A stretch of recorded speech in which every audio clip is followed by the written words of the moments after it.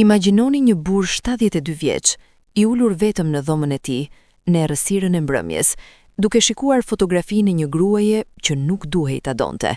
Jo sepse ajo kishte bërë diçka të keqe, jo sepse nuk e meritonte dashurinë, por thjesht sepse fëmijët e tij, njerëzit të cilëve u kishte kushtuar gjithë jetën, kishin vendosur se ai nuk kishte të drejtë të dashurohej më. Sokoli mbante atë fotografi dhe duart I dridheshin. Nuk I dridheshin nga mosha, I dridheshin nga zgjedhja e pamundur që kishte përpara, ose të vazhdonte të jetonte, vërtet të jetonte, ose të kthehej në hije të vetvetes, ashtu siç e donin të tjerët. Dhe tani ju pyes, a keni të drejtë të ndaleni zemrën e një njeriu të dashurohet vetëm sepse ai është I moshuar? A është dashuria privilegji të rinjve? Shkruani në komente mendimin tuaj, sepse kjo histori do t'ju gojë të mendoni shumë. Sokoli kishte qenë gjithmonë burri I shtëpisë, jo në kuptimin e ngurtë autoritar të fjalës, por në atë kuptim të thellë njerëzor. Ai ishte shtylla që mbante gjithçka. Kur fliste ai, heshtja kishte rëndësi. Kur vendoste ai, gjërat ndodhnin. Kur qante ai, dhe kjo kishte ndodhur vetëm 2 herë gjatë gjithë jetës së tij, edhe muret e shtëpisë dukeshin se I mblidhnin veten. Por kjo ishte dikur. Tani Sokoli ishte 72 vjeç dhe shtëpia ku kishte rritur 3 fëmijë, ku kishte jetuar me Miremën për 45 vjet, ku kishte festuar dasmat, lindjet, promovimet, dëshpërimet dhe triumfet. Ajo shtëpi e madhe me kopshtin e mbushur me trëndafila që Mirema I kishte mbjell me duart e saj, tani ishte thjesht një hapësirë boshe, plot me heshtime.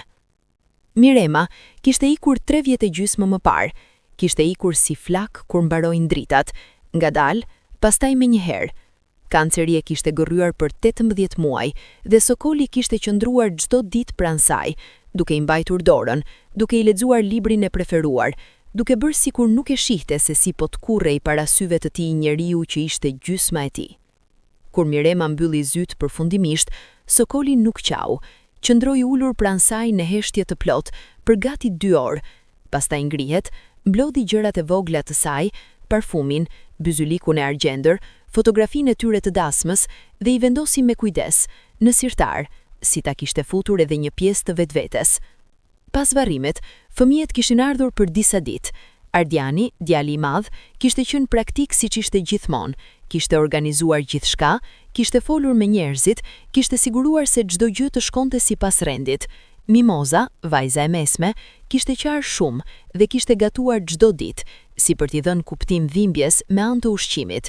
Dhe Bleri, djali I vogël, ai I ndjeshmi, ai I artistit, kishte qëndruar pranë të atit pa folur shumë, thjesht pranë, si për t'i thënë jam këtu.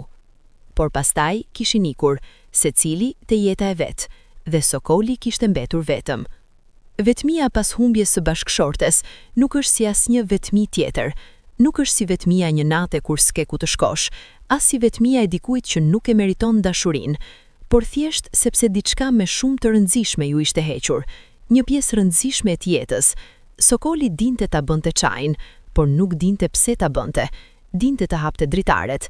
Mëngjes, por s'kishte këti tregonte se sa e bukur ishte mëngjesi. Dinte të gatuante supën që bënte Mirema, por kur e shionte, humbja ishte aq e madhe sa që nuk mund ta hante. Ditët kalonin një lloj. Zgjohej në orin 6, trupi nuk kishte mësuar të flinte gjatë. Bënte çaj, ulej te dritarja, shikonte kopshtin. Trëndafilat e Miremës kishin filluar të zbeheshin sepse ai nuk dinte t'i kujdesej si ajo. Disa ishin tharë. Sokoli I shikonte ato lulet e thara dhe ndihej fajtor, si ta kishte tradhtuar edhe kjo gjë të vogël kujtimin e gruas. Fëmijët telefononin, Ardiani të shtunave, gjithmonë me pyetjet e tij praktike, si e baba, ke ilaçet, ke ushqim, ke nevojë për gjë. Mimoza telefononte të mërkureve dhe fliste shumë, për fëmijët e saj, për punën, për gjithçka e asgjë. Dhe Sokoli dëgjonte, por ndonjëherë mendja I ikte diku tjetër. Bleri telefononte çrregullisht, por kur telefononte, biseda ishte e vërtet. Ai pyeste si ndihej vërtet Jati, jo thjesht nëse kishte ilaçe. Por askush nuk vinte shpesh. Çdo njeri kishte jetën e vet. Ardiani jetonte në qytet tjetër me gruan dhe 2 fëmijët. Mimoza ishte zhytur deri në fyt në punë dhe familje. Bleri, artisti, kalonte kohë në për ekspozita dhe udhëtime. Sokoli nuk u ankua, nuk ishte tipi e njeriut që ankohet, por brenda ti diçka po fikej ngadalë, jo shëndeti, jo mendja, por ai flak i vogël që të bën të ngrihesh në mëngjes me ndjenjën se dita ka kuptim. Mjeku i familjes, doktor Agimi, ja kishte thënë qartë gjatë një vizite rutinë. Sokol, trup ke të shëndetshëm, zemrën ke mirë, presionin ke mirë, analizat janë të mira, por ty të mungon diçka tjetër, ty të mungon jeta. Sokoli e kishte dëgjuar dhe kishte buzëqeshur me atë buzëqeshje të tij të vjetër, të lodhur. Ç'të them, doktor? Jam i moshuar. Doktori kishte hequr syzet dhe e kishte shikuar drejt në sy. 72 vjet nuk është varë, Sokol. Janë shumë njerëz që jetojnë deri në 95 vjet dhe çdo ditë e jetojnë me plot. Ti je duke kaluar ditët, jo duke jetuar. Ato fjalë kishin qëndruar. Sokoli e mendonte natën kur nuk flinte dot. Ishte viti i tretë pa Miremën, kur gjërat filluan të ndryshonin, jo me një ndryshim të madh, dramatik, por me diçka të vogël, me një mëngjes të ndryshëm nga të tjerët. Sokoli kishte vendosur të shëtiste. Mjeku ja kishte rekomanduar shumë herë, shëtitjet e mëngjesit, ajri i pastërt, lëvizja. Ai e kishte vonuar, por atë ditë, pas një arsye të veçantë, vendosi të dilte. Veshi xhaketën e tij të vjetër blu, mori çopin, jo sepse kishte nevojë, por sepse e kishte mësuar, dhe doli. Lagja ishte e qetë në mëngjes të hershëm. Disa fëmijë po shkonin në shkollë, një grua e moshuar u jiste lulet e saj, bukpjeksi kishte hapur dyert dhe era e bukës së ngrohtë mbushte rrugën. Sokoli ecte ngadalë, jo sepse s'mund të shkonte më shpejt, por sepse kishte harruar si ishte të shëtitej pa pasur destinacion. Pastaj, te këndi i parkut të vogël, pa diçka që e ndaloi. Një grua po qëndronte te stoli, duke shikuar librin e saj. Kishte flok të errta, pak kaçurrela, të mbledhura lart me një kapse të thjeshtë.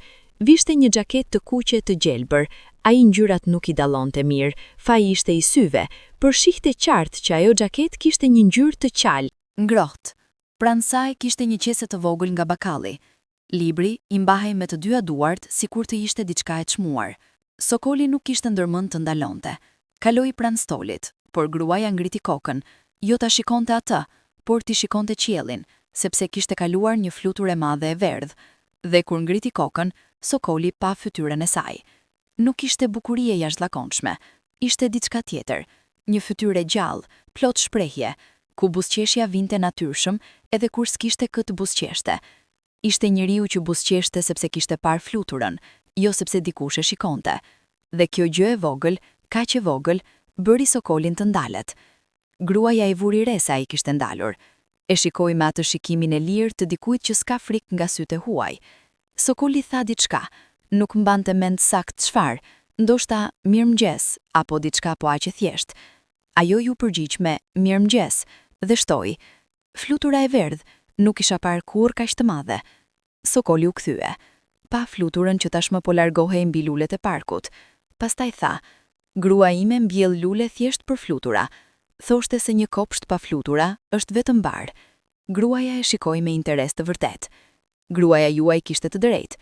Pastaj, natyrshën si gjëja më normale në botë, i bëri shenjë boshllëkut në stol. Uluni nëse doni, është e madhe. Sokoli u ul. Nuk e dinte pse. Kishte kaluar 3 vjet pa u ulur te stoli i parkut me asnjë njeri të huaj, por u ul. Ajo ju rikthye librit. Ai u ul dhe shikoi parkun. Dhe për 6 minuta ose 10, nuk e dinte sakt, qëndruan kështu, 2 njerëz të huaj, pa folur shumë, por në një heshtje që nuk ishte e pakëndshme. Pastaj, ajo mblodhi gjërat dhe u ngrit. Duhet të shkoj, puna nuk pret. Pastaj, me atë natyrsi të saj, shpresoi fluturat të vinë edhe në kopshtin tuaj. Dhe iku. Sokoli qëndroi ende pak te stoli, pastaj u ngrit dhe u kthye në shtëpi. Por diçka kishte ndryshuar. Ishte diçka aq e vogël sa s'kishte fjalë për të. Por atë mëngjes, kur bëri çaj, nuk u ulte dritarja me atë ndjenjen e zakonshme të zbrazëtisë. Diçka e vogël kishte ndezur, si shkrepse në errësirë. Flaka zgjati pak, por ndezi. Të nesërmen, Sokoli doli sërish për shëtitje. Gruaja quhej Sanie. Sokoli e mori vesh jo nga ajo vet, por nga zonja Fatime, fqinja e tij 80 vjeçare, e cila dinte gjithçka për të gjithë dhe nuk e mbante vetëm. Ajo vajza me xhaketën e kuqe, Aha, ajo është Sania, vajzë e mirë, punon te ordinanca e doktor Besnikut, infermiere apo ndihmëse mjekësore, nuk di sakt. Ka ardhur të jetoj këtu para 2 vjetësh. Vetëm, edhe ajo. Sokoli nuk pyeti më shumë. Nuk donte të dukej si dikush që mblidhte informacion. Por tani kishte një emër, Sanie, dhe emri kishte mbushur pak atë hapësirë bosh që kishte pasur brenda. E takoi sërish pas 3 ditësh, jo te stoli, por te bakalli. Ajo kishte një qese të randë dhe po luftonte me derën. Sokoli si refleks hapi derën. Ajo e falenderoi. Ai e njohu me njëherë. Flutura, libri, xhaketa ngjyrë të ngrohtë. Ajo gjithashtu e njohu. Njeriu I kopshtit me flutura.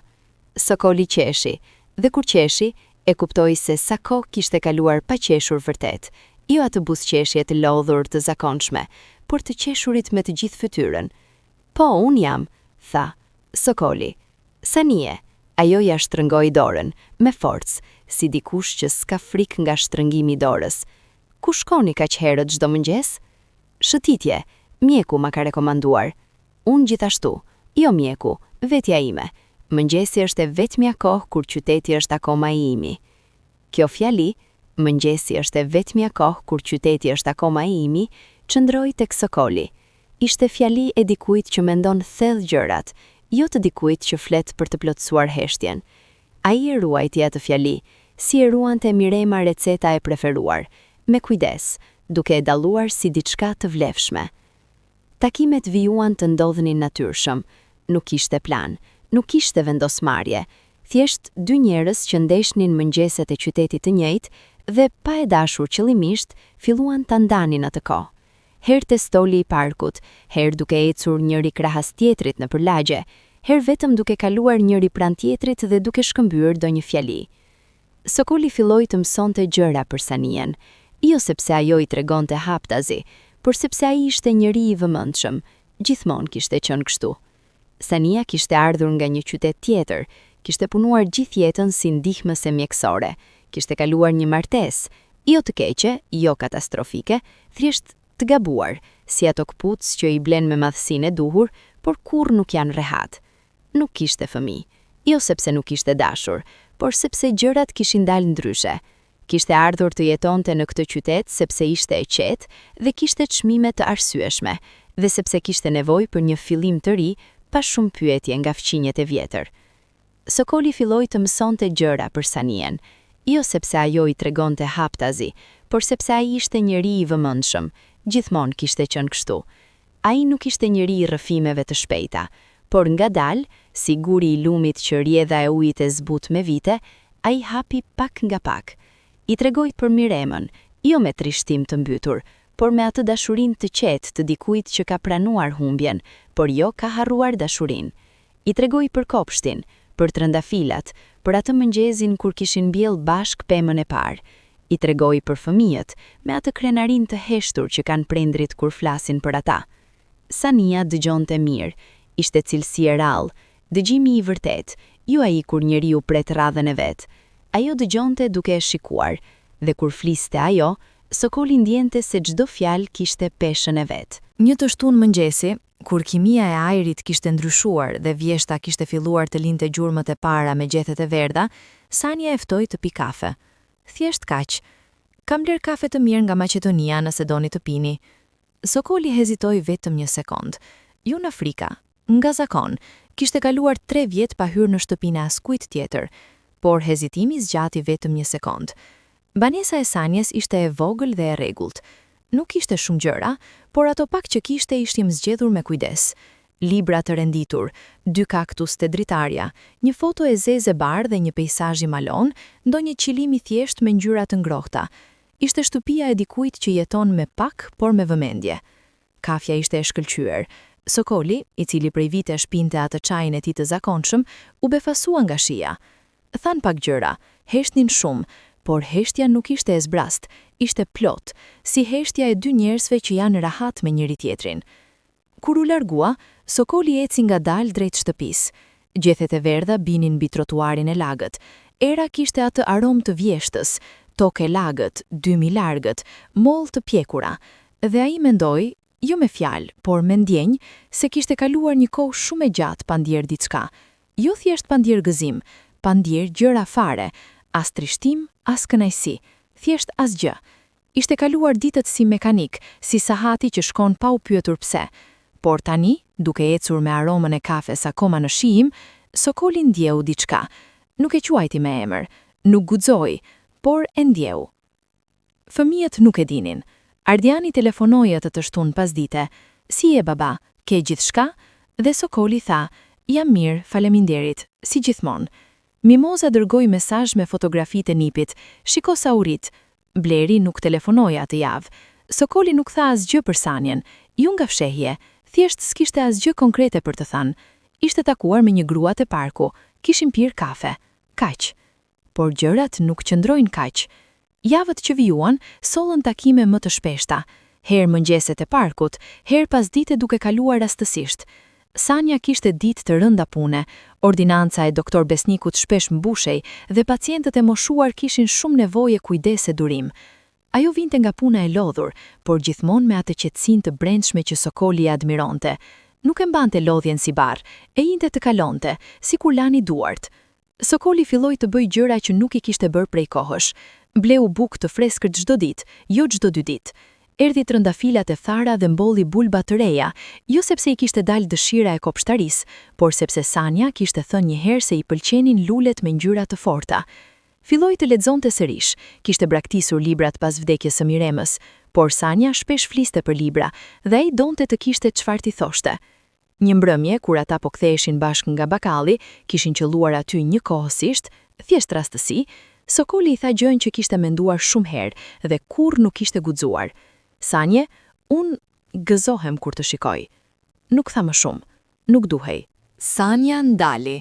E shikoj, pastaj buzëqeshi, jo me ato buzëqeshje të shpejt, shoqërore, por me ato lloj buzëqeshje që nis nga dalë dhe mbush gjithë fytyrën. Edhe unë, Sokol. Dhe vazhduan të ecin. Ishte aq e thjesht, aq njerëzore, pa dramatik, pa deklarata të mëdha. 2 njerëz të vetmuar që kishin gjetur njëri tjetrin në mëngjeset e qytetit dhe kishin pranuar se ndjenin diçka. Kaq. Por jeta nuk është e thjeshtë dhe fëmijët kishin sy. Ardiani erdhi të vizitonte tatin 20 ditë pas dite, një ditë pas bisedës të bakalli. Ishte vizitë e rregullt, ai bënte këtë çdo 2 muaj, gjithmonë me gruan e tij Teuten dhe djemt e vegjël. Ardiani ishte 53 vjeç, i organizuar, i suksesshëm, burri i planeve dhe llogarive. Punonte si inxhinier civil dhe kishte atë mendësi të inxhinierit edhe jashtë punës. Çdo gjë kishte strukturë, çdo gjë kishte vendin e saj. Sokoli gëzohej kur vinin fëmijët. Kishte gatuar, nuk e bënte shpesh, por atë ditë kishte bërë tav kosi, recete Miremës, të cilën e kishte mësuar me hir e pa hir gjatë viteve. Shtëpia kishte erën e gatimit dhe Ardiani kur hyri, buzëqeshi. Ah, baba, më mirë gatuan se nëna. Kjo ishte shaka e tyre e vjetër.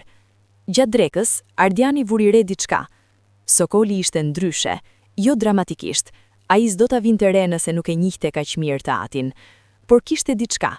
Jati fliste pak më shumë, qeshte pak më lehtë, kishte atë dritë të lehtë në sy që mungonte prej kohësh. Ardiani nuk tha gjë atë ditë, por kur u ngritën nga tavolina dhe djemt dolën në kopsht, Ardiani ul me atin te divani dhe pyeti drejt për drejt, si gjithmonë. Baba, ke ndonjë gjë të re? Sokoli e shikoi. Hezitoi. Pastaj me atë sinqeritetin e tij të vjetër, kam bërë miq të rinj në lagje. Miq? Kë? Ardiani pyeti me kurreshtitë natyrshme. Ka një grua, Sanja quhet, punon te ordinanca. Kemi dal bashk për kafe disa herë. Njëri i mirë. Ardiani u ngurtësua aq pak sa vetëm syri i vëmendshëm do ta kish vënë re. 44 vjeç? Sokoli tha qetë. 44 vjeç. Heshtje. Ardiani zuri gojen me të dyja duart, pastaj i hoqi. Fryu pak si dikush që po mbledh fjalët. Baba, 44 vjeç? Po. Dhe ju jeni miq? Miq, tha Sokoli. Pastaj, duke e parë në sy djalin e tij, dhe ndoshta diçka më shumë se kaq. Ardiani u ngrit, ecte në përdhom si i shqetësuar, pastaj u kthye. Baba, mos e thuaj këtë seriozisht. E them seriozisht. por ti ke 72 vjet, ajo grua ka 44. Baba, kjo është... Ardiani se mbaroi fjalin. Nuk donte ta mbyllte me fjalë të ashpra. Sokoli qëndroi qetë. Kjo është çfarë, Ardian? Absurde. Fjala doli e ngurtë e paprerë. Sokoli nuk u trondit. Ndoshta e kishte pritur. Pse absurde? Sepse jam i moshuar? Sepse... Ardiani rinte. Sepse nëna vdiq para 3 vitesh. Sepse ti... Fryri sërish. Nuk di ç'po bën baba. Kjo grua ndoshta ka qëllimet e saj. Kjo fjali rasi gur në ujë. Sokoli e ndjeu. Jo zemërim, trishtim. Ardian, ti po thua se kjo grua është pas parave? Nuk di çfarë është, por je i moshuar, ke shtëpi, ke kursimet, ka ndodhur shumë herë. Sokoli u ngrit ngadalë nga divani. Qëndroi përpara djalit dhe e shikoi me atë shikimin e tij të qetë, të rënd. Kurrë mos e fol kështu për dikë pa e njohur. Kjo është gjë që të kam mësuar edhe kur ishe fëmijë. Ardiani heshti. Ndjeu se kishte shkuar shumë larg, por nuk tërhiqej. Baba, bëj kujdes thjesht. Kjo është gjithçka që kërkoj. Sokoli tha asgjë. Doli në kopsht të shikonte nipërit. Biseda u la aty. Por Ardiani telefonoi Mimozën atë natë. Mimoza ishte ndryshe e radhës. Ajo nuk kishte aq qetësi sa Ardiani, kishte emocion të nxehtë dhe fjalë që dilnin pa filtr. Kur mori vesh, reagimi i parë ishte: "Jo, kjo s'është e mundur." Pastaj, "A e di sakt babi çfarë po bën?" Pastaj, "Duhet të shkojmë." Blerin e morën vesh të dy anherët. Bleri, i ndjeshmi, artisti, reagoi ndryshe, me heshtje të gjatë në telefon. Pastaj tha: "Nuk e di nëse kjo është gjë e keqe." Vëllai dhe motra u habitën nga ky qëndrim. Mimoza tha: "Si mund të mos jetë e keqe?" Bleri tha: "Sepse babi ka qenë i vdekur nga brenda prej 3 vitesh, dhe nëse kjo grua i ka dhënë ndonjë shenjete, ndoshta..." Mimoza ndërpreu: "Bleri, mos fol si romantik, mendohu praktik." 2 javë më vonë, Mimoza erdhi vetë. Kishte marrë me vete atë energjinë e saj, dashurinë dhe shqetësimin e ndërthurur pa prekshëm. Sokolit i kishte sjell byrek ashtu si gjithmonë, dhe kishte parë gjithçka: kopshtin e pastër, shtëpinë e rregullt, pamjen e ndryshuar të teatit. Kur u ul dhe e pyeti, drejt për drejt si natyrë saj, Sokoli nuk e fshehu. Po, e njoh Sanien, jam i bërë të afërt, është grua e mirë. Mimoza vendosi bylykun e çajit. Baba, unë dua të jem e sinqert me ty. Kjo gjë nuk është normale. Çfarë gjë? Të bëhesh i afërt me një grua 44 vjeçe kur ti je 72? Sokoli buzëqeshi, sa do e vështirë. Mimoz, ndikimi i moshës në dashuri është zbulimi juaj apo ka ndonjë ligj? Mimoza u skuq. S'është pyetje dashurie, baba, është pyetje taktike. Ajo grua mund të jetë cili do, ti nuk di kush është. E njoh shumë muaj, di shumë gjëra. Di që të ka treguar ajo, por ne nuk e njohim. Sokoli heshti pak. Pastaj, Mimoz, ju fëmijët më keni dashur shumë gjatë gjithë jetës suaj, dhe unë jam i lumtur për këta. Por dashuria nuk është kontroll. Dashuria nuk është vendosja se çfarë duhet të ndjesh. Mimoza qau, jo nga mlefi, nga frika e vërtet, nga dashuria e çoroditur. Baba, ne kemi humbur nënën, nuk duam të... Se mbaroi fjalin. Sokoli ju afrua, i mori dorën. Nuk do ta humbni baban, Mimoz. Unë jam këtu, por unë nuk mund të jem vetëm gjithmonë. Kjo nuk është jetë. Mimoza qante dhe nuk fliste. Sokoli i mbajti dorën sikur ishte e vogël dhe kishte rënë nga biçikleta. Por dashamirësia nuk e zgjidh problemin dhe fëmijët nuk u dorëzuan. Ardiani e dërgoi nënën e tij. Jo, e dërgoi vëllain e gruas të merrte informacion për Sanien. Kjo ishte gjëja që e turpëroi Sokolin më shumë se sa çdo gjë tjetër. Jo sepse u zbulua, sepse ndodhi, sepse djali i tij kishte menduar kaq larg sa kishte dërguar dikë ta hetonte gruan me të cilën ai, Sokoli, po fliste. E mori vesh nga zonja Fatime, e cila, si gjithmonë, dinte gjithçka. Sokol, ky djali i Ardianit po pyet në përlagje për Sanien tënde, kujdes. Sokoli e dëgjoi pa shprehje dhe pastaj qëndroi një kohë të gjatë te dritarja. Ajo natë ju duk gjatë, mendoi shumë, jo për Ardianin, por për vetveten. Çfarë ishte kjo? Ishte i moshuar, kishte 3 fëmijë të rritur, kishte jetuar jetën e tij plotësisht dhe denjësisht, kishte punuar me ndershmëri, kishte rritur fëmijët me dashuri, kishte qenë burr besnik gjerë në ditën e fundit të Miremës. dhe tani në 72 vjet nuk kishte të drejtë të vendoste vetë me këtë flishte. Por gjithashtu e kuptonte me atë mençurinë e moshës që ditë lexoi njerëzit pa i gjykuar.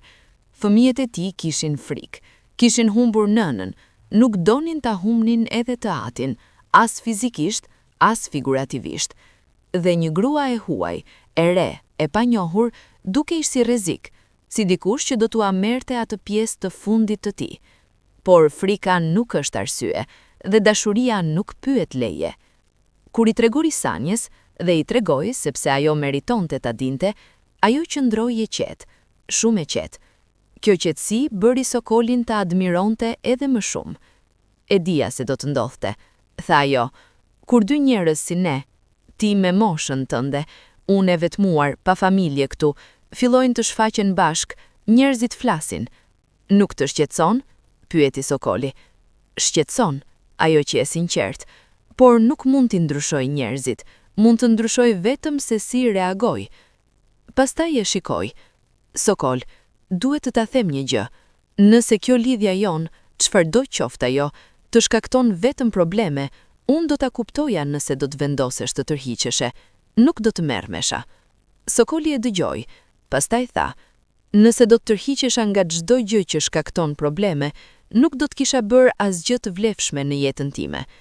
Ato fjalë mbyllën çështjen midis tyre, por jashtë tyre, çështja u hap. Ardriani erdhi sërish, këtë herë pa familjen, vetëm. Ishte bisedë vërtet, jo vizit. Ul ball për ball me të atin dhe foli. Baba, ka marrë disa informacione. Kjo gruaja ka pasur vështirësi financiare, ka borxhe të vjetra. Bashkëshorti i mëparshëm ankohet se ajo largohet kur gjërat bëhen të vështira. Sokoli e shikoi djalin.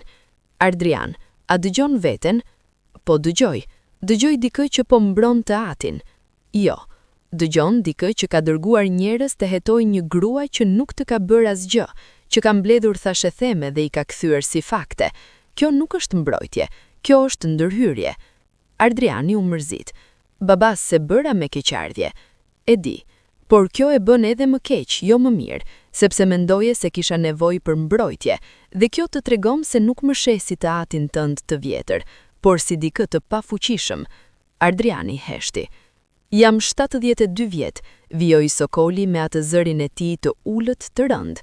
Kam ndërtuar një jetë, kam rritur 3 fëmijë, kam kaluar luftra të fjalës, ka pasur kohë dhe vend të vështira, dhe nuk kam nevojë për kujdesin tuaj si dikush që nuk di të dalloj të mirin nga e keqi.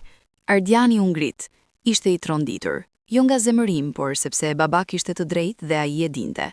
Nga dera tha, baba, thjesht mos u nxito. Sokoli nuk ju përgjigj. Mimoza kishte taktikën e saj, dashurinë si instrument.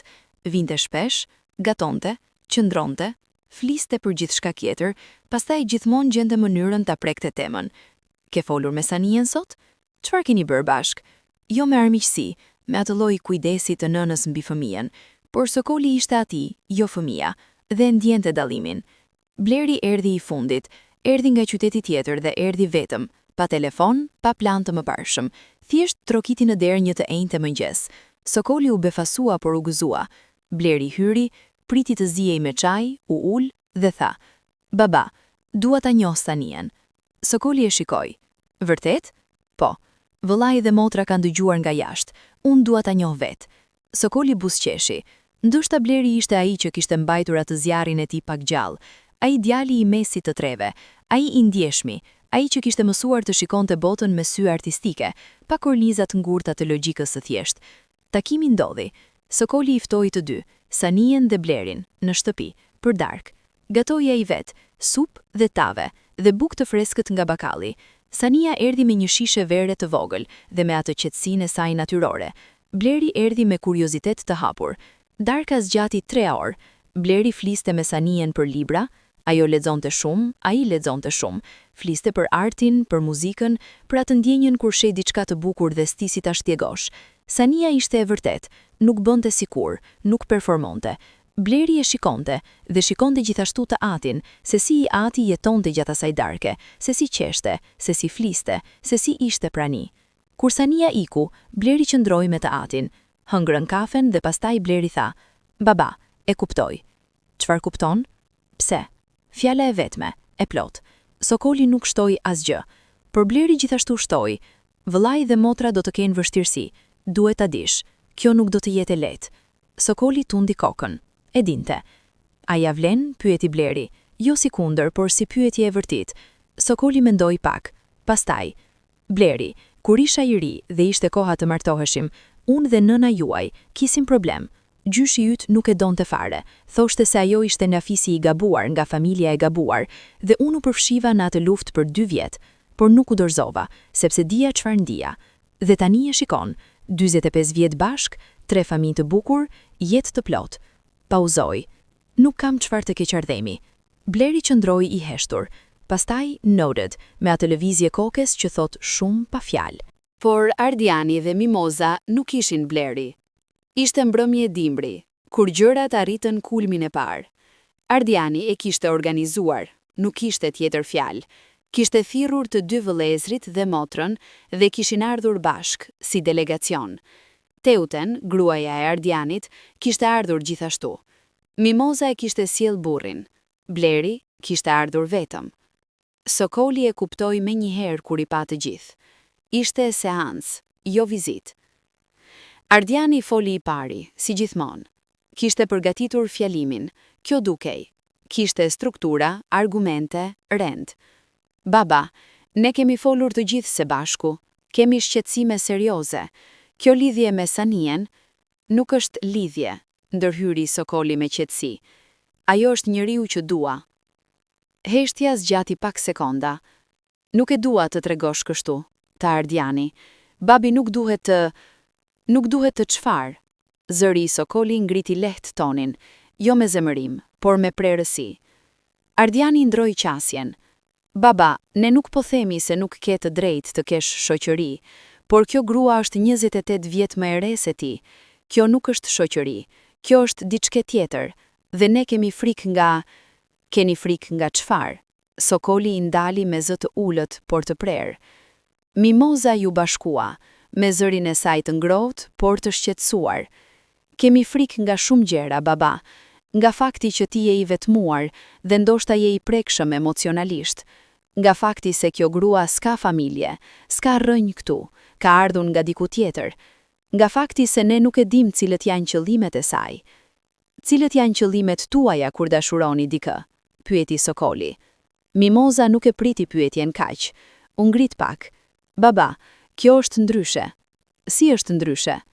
Teuten, gruaja e Ardianit, i cila zakonisht mbante veten më njan, foli: Sokol, me gjithë respektin, ka njerëz që i afrohen të moshuarve me qëllim, nuk është turp ta themi. Sokoli e shikoi dhe tha qetë: Teuten, respekti yt është i vlerësuar, por këshilla nuk të kërkon. Kjo fjalë rëndoi. Teuten heshti. Ardiani u skuq. Bleri qëndroi i heshtur gjatë gjithë bisedës, duke dëgjuar. Bada, vijoi Ardiani me ton tjetër, më të butë. Ne kemi folur edhe me imamin e lagjes. Ai ka thënë se kur njeriu është në moshë dhe i vetmuar, mund të bëjë vendime të nxitura nga emocioni. Kjo nuk është dobësi, është biologji. Sokoli ngriti dorën. Kjo ngriti gishtin. Keni folur me imamin? Për mua? Ardiani nuk u tërhoq. Po, sepse keni shqetësim. Çfarë lloj shqetësimi keni? Shqetësim se do të jetoj? Shqetësim se mund të gëzohem? Apo shqetësim se kjo grua mund të trashëgojë diçka nga kjo shtëpi? Fjalët ranë rënd. Ardiani u ngrit menjëherë. Baba, kjo s'është e drejtë. A nuk është? Sokoli qëndroi ulur, i qetë. Atëherë sqaromi. Cili është shqetësimi juaj i vërtet? Shëndeti im? Lumturia ime? Apo diçka tjetër? Mimoza po qante. Bleri i shikonte dritaren. Burri i Mimozës kishte dorën mbi shpinën e saj. Teuten kishte kryqëzuar duart. Ardiani u ul sërish. Baba, ne të duam. Kjo është e gjitha. Edhe unë ju dua. Por dashuria nuk mund të jetë kafaz. Edhe fëmijëve su them se kë duhet të duan. As ju nuk mund të më rrethoni mua. Por ti je i moshuar. Ardiani e ndaloi veten. Thuaje, tha Sokoli qetë. Jam i moshuar, e di, por mosha nuk e vret zemrën, dhe mosha nuk e ndal mendjen. Unë jam I gjithdijshëm për atë që bëj. Unë dua Sanien, jo sepse jam I vetmuar dhe s'di çfarë bëj, por sepse e njoh, e kuptoj, dhe ajo më jep diçka që nuk e kam pasur prej kohësh. Pastaj, ngadalë, nëna juaj, Mirema, do të donte të shihte që isha mirë. E di shumë mirë kë ishte nëna juaj. Ajo nuk do ta kishte dashur të shihte babain tuaj të fshihej pas mureve të kësaj shtëpie dhe të plakej vetëm. Mimoza qante hapur tani. Ardiani kishte fytyrën të tërhequr. Bleri, nga këndi I tij, tha ngadalë: "Baba ka të drejtë." Ardiani u kthye tek ai vëllai. "Bleri, ti nuk e kupton." "Unë e njoh Sanien," tha Bleri qetë. "E kam takuar, kam ngrënë darkë me të. Nuk është ajo që po imagjinoni." "Pa na treguar? Pa na marrë mendimin?" "Nuk isha I detyruar. As babai s'është I detyruar." Kjo fjalë e fundit e Blerit ishte si vija ndarse. Ardiani dhe Mimoza u tërhoqën brenda vetes, jo nga bindja, por nga realizimi se betejë kjo natë nuk do ta fitonin, por kjo nuk do të thoshte se kishin hequr dorë. Para se ti iknin, Ardiani u ndal te dera dhe I tha të Atit: "Baba, nëse e martosh, testamenti rishikohet. Kjo është e drejta ime si trashëgimtar." Sokoli e shikoi djalin dhe ndjeu diçka brenda tij. Jo zemërim, por trishtim I thellë. Kishte rritur fëmijë të mirë, kishte dhënë çdo gjë. Dhe tani djali I tij, djali I madh, po fliste për testament.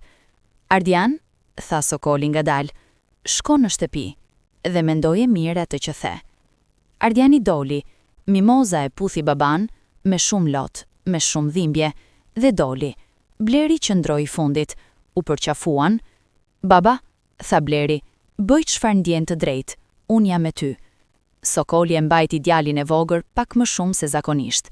Pastaj tha: "Faleminderit birë." Pas atij mbrëmjeje, gjërat ndryshuan. Jo me Sokolit dhe Sanjes, ata mbetën si ishin, ndoshta edhe u afruan pak më shumë nga e gjitha, por Sanja filloi të ndjente peshën e situatës me mënyrën e saj, dhe kjo peshë filloi ta lodhet, jo sepse kishte frikë nga fëmijët, por sepse e donte Sokolin dhe s'donte të ishte arsyeja e dhimbjes midis tij dhe fëmijëve të tij. Kjo ishte diçka e natyrshme tek ajo. Ajo kishte jetuar gjithmonë duke pasur kujdes të mos lëndonte të tjerët, duke mbajtur veten mënjan kur situatat bëheshin të ndërlikuara. Një mëngjes te parku, Sokoli e vuri re se ajo ishte pak e largët, nuk ishte ndryshe në fjala apo shprehje, thjesht kishte diçka pas syve. Ai e pyeti direkt, si gjithmonë: "Sanje, çfarë ke?" Ajo hezitoi. Pastaj: "Sokol, unë po mendoj shumë kohët e fundit." "Çfarë po mendon?" "Nëse kjo e drejta jote, të jesh I lumtur, e a vlen nëse të kushton familjen?" Sokoli e dëgjoi pa ndërhyrë. "Fëmijët e tu," vijoi ajo, "janë pjesa e jetës tënde, nuk janë të huaj, janë gjaku yt, dhe unë jam dikush që ka ardhur vonë, nga jashtë. Nëse zgjedhja mes meje dhe tyre..." "Nuk ka zgjedhje të tillë," tha Sokoli, "por mund të arrihet në atë pikë," tha ajo. "Edhe nëse arrihet, zgjedhja është e imja, jo jotja." Sanja e shikoi.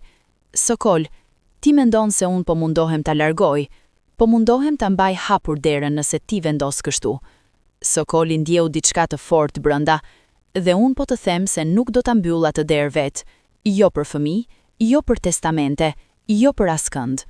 Ajo buzëqeshi pak, ajo buzëqeshje e vockël e dhimbshme. "Je këmbgulës?"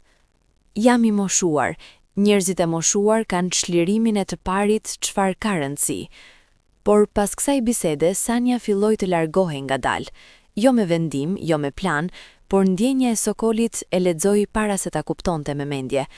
Ajo vinte pak më rrallë, ishte pak më e shkurtër në biseda, kishte atë shprehje të dikujt që mban diçka brenda. Sokoli e kuptoi, Sanja po mundohej ta mbronte, jo nga fëmijët e tij, por nga vetja e saj, nga mundësia e të paturit shpresë shumë dhe pastaj humbjes. Ajo kishte humbur gjëra në jetën e saj dhe kishte mësuar si lëndohet kur investon emocionalisht dhe pastaj gjërat prishen. Kështu kishte ndërtuar mure, jo muret e ngurtësisë, por muret e kujdesit. Sokoli nuk u zemërua, e kuptoi, dhe vendosi të bëj diçka që s'kishte bërë kurrë, të fliste haptas, me fjalë të plota, pa rezervë. E ftoi për darkë, jo kafen e zakonshme, por darkë të vërtet, me tryezë të vendosur, me qërinj, me bukë dhe gjellë të gatuar me kujdes. Kur Sania hyri dhe pa gjithçka, u nda pak nga habitja. Sokoli nuk la fjalë pa thënë, nuk foli si njëri i vjetër me leksione dhe urtësi. Foli si njëri, me dorë në zemër, me atë hapje të rrallë dhe të vështirë të dikujt që ka mësuar gjatë gjithë jetës se burrat nuk flasin kaq. I tha se e donte, i tha se nuk ishte dashuri e moshës, nuk ishte vetmia që fliste, nuk ishte nevoja e dikujt të sëmur emocionalisht. Ishte dashuri, e re, e vërtet, e papritur, e çuditshme sa donte, por e vërtet. I tha Sanje, unë e di çfarë jam, di sa vjeç jam, di se bota ka gjykim, di se fëmijët e mi kanë frikë dhe di se kjo mund të jetë e vështirë, por kam jetuar 72 vjet dhe kam mësuar diçka. Regjistrimi nuk ik. Nëse kam gëzim në dorë dhe e lë të iket nga frika e asaj që mund të ndodh, pastaj pendimi sik asnjëherë. Sanja qau atë darkë, jo nga trishtimi, por nga jo lehtësia e dikujt që ka mbajtur shumë vetëm dhe pastaj ndjen se dikush vërtet e sheh. Sokol, tha jo, unë kam frikë se do të lëndosh veten. Edhe nëse do të lëndohem, tha i, do t'jetë lëndim i dikujt që ka dashuruar, kjo është ndryshe. Ajo mbeti, nuk shkoj, dhe vendimi ishte i ndërsjellët, ata do të vazhdonin, çfarë do koshto. Por kostoja nuk mbaroi. Ardiani ndërmori hapin tjetër, mori kontakt me avokatin e familjes, njëri i vjetër që kishte bërë testamentin e Sokolit me shumë vjet më parë. E pyeti nëse kishte mënyrë ligjore të mbronte pasurinë familjes. Avokati me takt i tha se Sokoli ishte plotësisht i aftë mendirisht dhe ligjërisht dhe askush nuk mund të bënte asgjë, pa miratimin e tij. Ardiani doli i pakënaqur. Por pastaj ndodhi diçka më e dhimbshme. Ardiani shkoi vetë te Sania, pa paralajmërim, pa ftesë. Trokiti në derën e banesës së saj një mbrëmje dhe Sania e hapi derën, dhe pa para saj djalin e madh të Sokolit. Ardiani hyri. Sania nuk e ftoi, por se ndaloi sepse kuptoi se kjo gjë do të ndodhte herët apo vonë. Ardiani u ul pa ftesë dhe pa hyrje foli. Sanie, unë nuk jam armiku yt, por dua të pyes diçka direkt. Çfarë do nga babi im? Sania e shikoi qet. E dua. Ardiani nuk e priste kaq direkt. Hezitoi. Pastaj, por ai është 72 vjeç, ka ardhur fund jeta e tij aktive. Do të ketë nevojë për kujdes, do të ketë sëmundje, probleme fizike. Je e gatshme për kaq? Sania. Jeta e tij aktive, siç e quani ju, ka 10 vjet sipër shumicës. Por edhe po ta kishte 2 vjet? Po. Ardiani e shikoi me vëmendje. Pastaj tha diçka që lëndoi shumë, edhe pse nuk e kishte as keqdashje. Sania e tij e 44 vjeç, ke gjithë jetën para. Kjo nuk është jetë, të kujdesesh për dikë të moshuar. Sania u ngrit, qëndroi përpara tij. Ardian, babi yt s'është i sëmur dhe s'është bosh. Është njëri me mendje, me zemër, me dinjitet, dhe unë nuk jam infermierja e tij. Jam njeriu që e dua, ka dallim. Ardiani iku pa thënë gjë tjetër, por kur i tregoi Sokolit, Sokoli mbylli syt për pak. Pastaj, kjo s'do të ndodhte pa miratimin tim. I kërkoi falje. Nuk është faji yt, tha Sania. Është faji im, tha i, sepse nuk e kam mbrojtur sa duhet. Ndodhi gjatë pranverës. Trëndafilat e kopshtit kishin filluar të çelnin sërish. Sokoli i kishte kujdesur gjithë dimrin, i kishte prerë, i kishte shërbyer, dhe tani shpërblenin me atë ngjyrën e tyre roz të fortë. Mirema do të kishte qenë e lumtur ta shihte kopshtin kështu. Sokoli mendonte shpesh kështu, jo me trishtim, por me atë lloj të mbajturit kujtimin gjallë, që është shenja e dashurisë. Bleri kishte sjell lajmin, kishte ardhur të shtunën herët në mëngjes, me atë shprehje që tregon lajm të keq. U ul me të atin dhe tha: "Baba, Ardiani ka bërë diçka." Sokoli priti. Ka folur me doktorin tënd, doktor Agimin. Ka shkuar vetë dhe i ka kërkuar të bëj vlerësim të gjendjes tënde mendore. Ka thënë se mendon se ti nuk je në gjendje t'i vlerësosh vendimet e tua. Sokoli qëndroi i heshtur për kohë të gjatë. Doktor Agimi ja ka rrëzuar plotësisht, vjoi Bleri. Ka thënë se je plotësisht i aftë dhe nuk do të bëj asgjë të tillë. Dhe ja ka thënë Ardianit qartë se kjo ishte ndryhyrje e padenj. Por baba, Bleri u ndalua. Unë mendoj se duhet ta dish. Sokoli u ngrit, doli në kopsht, qëndroi midis trëndafilave, mori frym thellë. Atë moment, mes gjetheve të gjelbra dhe luleve roz, me erën e pranverës dhe diellin e butë të mëngjesit, Sokoli ndau diçka në gjysën, jo familjen nga dashuria, por iluzionin nga realiteti. Kishte menduar se fëmijët, me kohë, do ta kuptonin, do ta pranonin, jo me entuziazëm ndoshta, por do ta pranonin. Tani e kuptoi se Ardiani kishte skuar shumë larg, kishte kaluar kufirin nga shqetësimi te kontrolli, nga dashuria tek frika e pushtetit. Kjo nuk ishte dashuri, ose ishte dashuri e çoroditur deri në pikën ku nuk ngjante me të. Thirrji Ardianin, jo me telefon, i tha Blerit ta sillte. Ardiani erdhi atë pasdite me Mimozën. Ishin bashk, gjithmonë bashk tani, si aleancë. Sokoli foli qetë, nuk ngriti zërin asnjëherë. Kjo kishte qenë fuqia e tij gjithmonë, aftësia për të folur çka duhet pa bërtitur. Ardian, tha ai, ti ke tentuar të më hiqësh zërin, jo me forcë fizike, me procedurë. Ke shkuar te mjeku im dhe ke tentuar ta bindje se jam i paaftë mendërisht. Kjo është gjë që nuk e harroj. Ardiani donte të shpjegohej. Baba, kisha heshtje. Fjala doli e prerë. Ardiani heshti. Kam dëgjuar shqetësimet tuaja, shumë herë. I kuptoj sepse edhe unë kam qenë prind dhe e di si është dashuria që friksohet, por ka vi midis dashurisë që mbron dhe kontrollit që shtyp. Ti e ke kaluar atë vi. Mimoza po qante heshtazi. Unë, vjoj Sokoli, jam i ati juaj. Kam punuar çdo ditë të jetës sime për ju. Keni vajtur në shkollë, keni pasur dasma, keni pasur fëmijë. Gjithçka e keni bërë me mbështetjen time dhe të nënës suaj. Kur nuk ju kam thënë se kë duhet të doni, kë duhet të martoni, si duhet të jetoni. Kur. Edhe tani prisni nga unë çfarë nuk ju kam bërë kur juve. Ardiani hapi gojën, e mbylli. Pastaj, baba, ne nuk duam ta humbim. Nuk po humbni asgjë. Për herë të parë, Sokoli ngriti pak zërin, jo me zemërim, por me atë forcën e dikujt që ka bërë shumë durim dhe ka arritur kufirin.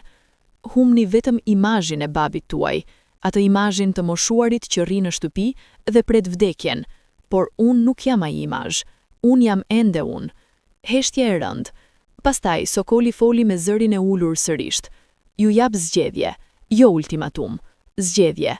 Mund ta pranoni Sanien si pjesë të jetës sime, jo si nusen e re, jo si zvendësuese të nënës suaj, por thjesht si njeriu që i ka dhënë kuptim jetës sime. Ose mund të vazhdoni kështu, por nëse vazhdoni kështu, ndarja midis nesh nuk do të jetë faji i Sanies, do të jetë juaji. Ardiani u ngrit pa folur. Mimoza qau dhe qëndroi pak me të atin. E puthi, i tha se e donte, por nuk tha gjë për Sanien. Bleri, si gjithmonë, qëndroi i fundit.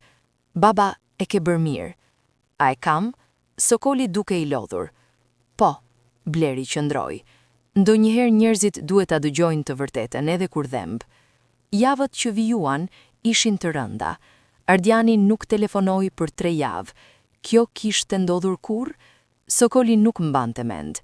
E ndjeu, nuk e tregoi, por e ndjeu. Mimoza telefononte, por bisedat ishin të shkurtra, formale. Edhe ajo kishte tërhequr veten. Sania e shikonte Sokolin gjatë kësaj periudhe dhe ndjente peshën. Njëherë i tha: Sokol, nëse duan të vi tek fëmijët, shko, nuk kam nevojë të jem aty. Mos e sakrifiko mundësinë e tyre. Sokoli e shikoi. Sanie, ti nuk je arsyeja e largimit. Arsyeja janë frika dhe kontrolli.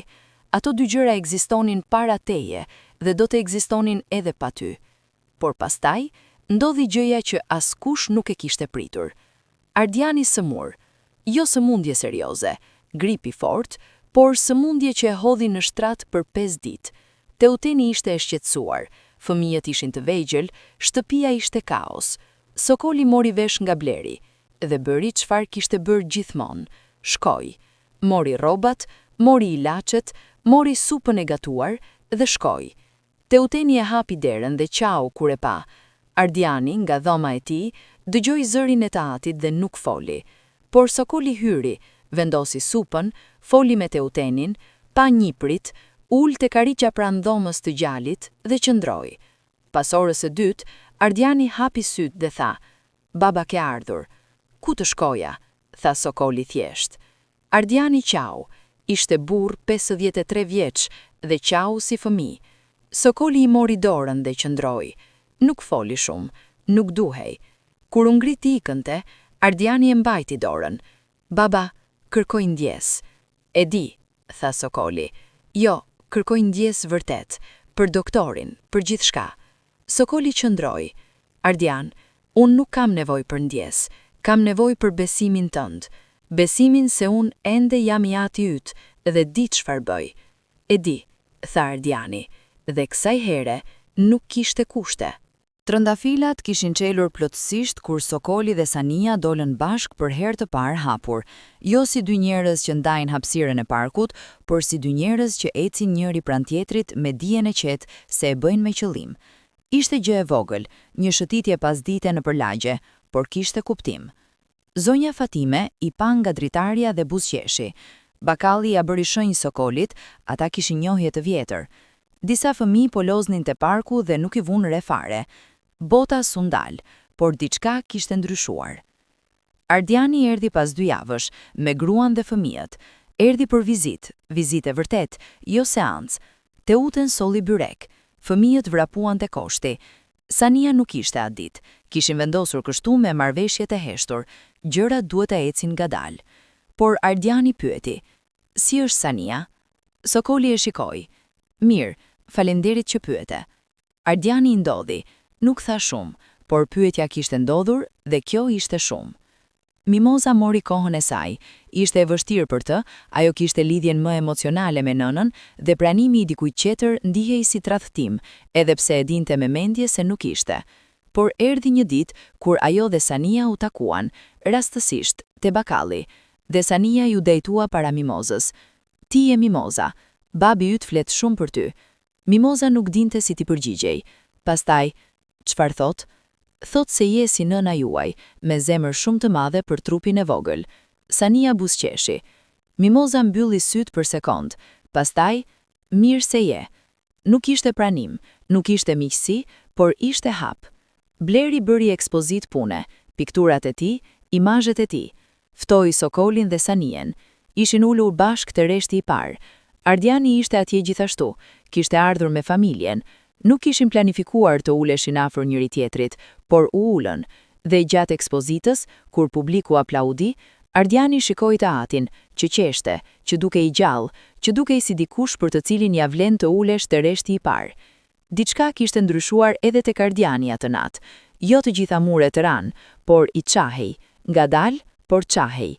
Sokoli, natën e ekspozitës, kur u kthyen, u ndal te porta e shtëpisë. Ëndra kishte trëndafilat ende të çelur në ndritën e hënës. Sania qëndroi pranë tij. Sokol, tha ajo, a mendon ndonjëherë se çfarë do të thotë gjitha kjo? Çfarë do të thotë çfarë? Kjo, ne, çfarë ke bër, çfarë ke sakrifikuar? Sokoli mendoi. Pastaj, nuk e quaj sakrificë. Sakrifica do të thoshte se kam dhënë diçka që doja të mbaja, por unë nuk doja të mbaja frikën, nuk doja të mbaja vetmin, nuk doja të mbaja heshtjen e asaj shtëpie. Shikoj shtëpinë. Kam dhënë diçka që s'doja, imazhin e babit të rehatshëm, dhe kam marrë diçka që doja, jetën. Sania e shikoi dhe ndjeu ato fjalë si ndjen drita e parë e mëngjesit pas natës. Por historia nuk mbaron me dashurinë triumfuese dhe fëmijët e buzëqeshur, sepse jeta është e ndryshe. Ardiani kur nuk u bë entuziast, kur nuk tha Sania është e mrekullueshme, por ndaloi të luftonte, ndaloi të ndërhynte, ndaloi të telefononte doktorët dhe avokatin. Kur vinte, ishte civil, ndoshta jo i ngrohtë, por civil. Dhe kjo për Sokolin ishte fitore e mjaftueshme. Mimoza mori herën e saj, 6 muaj pas asaj takimi te bakalli, dhe i bëri Sanies pyetjen që kishte mbajtur. A e do babin tim vërtet? Sania ju përgjigj, vërtet, jo sepse jam e vetmuar, jo sepse kam nevojë, por sepse kur e shoh, ndihem e plot. Mimoza qau, pastaj tha, ruaje, dhe u përqafuan, ngathët, të dyja me lot, por të vërteta.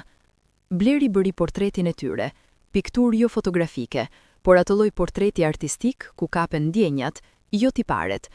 Sokoli moshuar me atë qëndrimin e tij dinjitoz dhe pak të kurbuar nga koha. Sania pranë tij, jo e vogël e dobët, por e plot, me atë fuqinë e heshtur të dikujt që ka zgjedhur vendin ku qëndron. Blerja dha Sokolit dhe i tha: "Për kopsht, ta varësh te dera e kopshtit." Sokoli e varsi te dera e kopshtit. Ditët e Sokolit ndryshuan, jo dramatikisht. Jeta e të moshuarve ka ritmin e vet të qetë dhe konstant, por ishin ditë të mbushura. Mëngjesit me kafe dhe biseda, pasditet me shëtitje, sëmundjet e vogla që vinin her pas here. Ai kishte mosha, trupi kishte nevojat e tij, dhe Sania atje, jo si infermierja, por si njeriu që qëndron. Gëzimet e vogla, nipi i Ardrianit i cili kishte filluar të vinte çdo të shtunë me biçikletë dhe qëndronte me gjyshin, duke dëgjuar historitë e tij. Vajza e Mimozës, Alesia, e cila kishte ngelur mbas familjes dhe kishte thënë se gjyshi i saj ishte njeriu më i mirë në botë. Ekspozitat e Blerit, librat e ri. Sokoli filloi të shkruante. Kishte qenë gjithmonë njeri i leximit, por tani filloi të shkruante, jo për publikim, jo me pretendim, thjesht kujtesa, historitë, gjërat që kishte parë e jetuar. Sania ishte ajo që e inkurajoi. Bota duhet i di këto gjëra, Sokol. Ai qeshi. Bota ka punë tjetër. Ajo. Por fëmijët tuaj dhe niprit tuaj duhet t'i kenë. Kjo ishte arsyeja pse filloi, dhe ishte arsyeja pse vazhdoi. Pyetja që vinte her pas here, si nga fëmijët, si nga vetja e tij, si nga Sania, ishte: çfarë është e ardhmja? Martesa? Bashkitesa? Thjesht kjo? Sokoli nuk nxitoi. Nxitimi i kishte mbaruar me moshën. E ardhmja, i tha Sanies një herë, është sot, mëngjesi ky, kafja kjo, ti këtu. Kjo është e ardhmja. Sania: kjo s'është filozofi, kjo është ikje. Sokoli: jo, kjo është e kundërta e ikjes. Shumica e njerëzve jetojnë në të ardhmen duke ikur nga e tashmja. Unë jam duke qëndruar.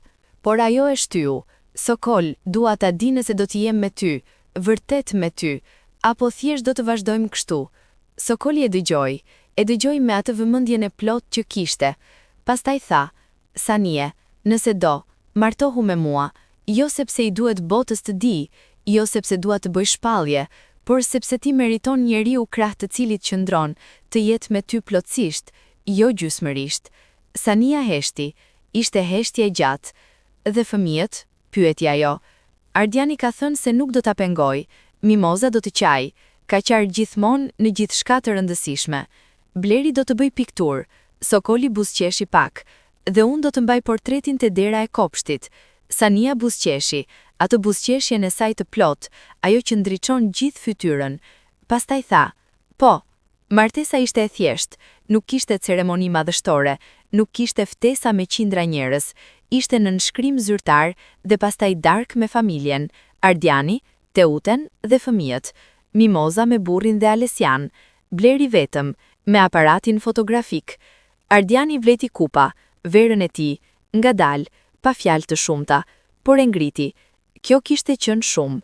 Mimoza qau, sigurisht, si gjithmonë, por i dha Sanies këmishën e bardhë të nënës, jo si trashëgimi, jo si gjest simbolik i madh, por duke thënë, nëna e mbante kur kishte gëzime, e mbaj si gjë e bekuar. Sania e priti me të dyja duart me sy të lagur. Bleri fotografoi gjithçka, dhe Sokoli 72 vjeç, ai burri i shtëpisë, ai shtylla, ai kryevetes që kishte menduar se jeta kishte mbaruar kur Mirema kishte mbyllur syt. Sokoli qëndronte atë natë te dritarja e shtëpisë dhe shikonte kopshtin. Trëndafilat ishin akoma të çelur. Era kishte aromën e verës dhe barit të therrur. Sania kishte dalë me Alesian të shihte lulet në errësirë. Sokoli dëgjonte zërin e nipit dhe Sanies duke folur. Alesian po pyeste emrat e luleve, Sania po i tregonte, dhe Sokoli dëgjonte dhe ndjente atë ndjenjen e thjesht, të plot, që pak njerëz e përshkruajnë sakt. Kënaqësia e qetë e dikujt që është në vendin e duhur. Mirema nuk zvendësohej, nuk mund të zvendësohet dashuria e 45 vjetëve, por ajo kishte thënë një herë, Sokoli e mbante mend, kishte thënë: Sokol, nëse shkosh para meje, dua të jesh mirë, nuk dua të kalosh çdo ditë duke qarë. Dhe ai e kishte pyetur: nëse ti shkon para meje? Ajo kishte qeshur, e njëjta. Kjo e kishte lejuar, jo me fjalë, sepse askush nuk e di se çfarë do të ndodh, por me atë frymën e dashurisë reale, dashurisë që dëshiron mirëqenien e tjetrit, edhe kur nuk jesh. Sania hyri nga kopshti me Alesian, që kishte mbledhur një lule dhe e mbante si thesar. Sokoli u kthye nga ata. "Çfarë shikoje?" pyeti Sania. "Trëndafilat", tha Sokoli. "Janë të bukur." "Po." Pastaj shtoi. "Mirema do t'ishte e kënaqur." Sania e shikoi, pa hezitim, pa shqetësim, thjesht me atë qetësinë e dikujt që e di vendin e vet. "Shpresoj të ketë qenë grua e mrekullueshme." "Ka qenë," tha Sokoli, "si ti." Pastaj, para se ajo të priste komplikime, jo një lloj, ndryshe, por të dyja të mrekullueshme. Kjo ishte e vërteta, dhe e vërteta nuk kishte nevojë për shpjegim. Ardiani, muaj dhe në vazhdim, ndryshoi ngadalë, me atë shpejtësinë e maleve, jo të lumenjve. Erdhi një herë vetëm te shtëpia, kur Sania ishte atje, dhe qëndroi për drek. Nuk foli shumë me të, por hëngri supën e saj dhe tha, "Shumë e mirë." Ato dy fjalë, nga Ardiani, ishin si fjalim. Mimoza e quante Sanien her pas here, jo çdo ditë, por her pas here, dhe bisedonin, jo për gjëra të mëdha, për receta, për Alesian, për librat, gjërat e vogla që ndërtojnë ura. Sokoli shkruante çdo ditë, i kishte mbushur 3 fletore me histori, kujtesa, mendime. Alesiana, nipi të vogël, sillej ngjitur ti dhe shikonte, dhe her pas here pyeste, "Gjysh, çfarë po shkruan?" Dhe Sokoli i tregonte historinë e trëndafilave, historinë e parkut, historinë e fluturës së verdh. Njëherë Alesiana pyeti, "Gjysh, a e dua Sanien?" Pyetje e fëmijës, direkt si dielli. Sokoli u mendua pak, pastaj, "Po, Alesiana, e dua shumë." Alesiana non e di seriozisht, "Edhe unë e dua, më mëson emrat e luleve." Kjo fjali e vogël, "më mëson emrat e luleve", bëri Sokolin të qante, jo me trishtim, me plotësi, sepse kjo ishte e gjitha që kishte dashur, jo triumf, jo pranim me duar trokitje, jo dasëm me feste dhe njerëz. Thjesht kjo, kopshti me trëndafila, Sania me emrat e luleve, Alesiana me sytë e hapur, dhe ai, Sokoli, i ulur te dritarja duke shkruar, duke jetuar, duke qenë i pranishëm. 72 vjet, dhe jeta kishte zgjedhur të filloj sërisht.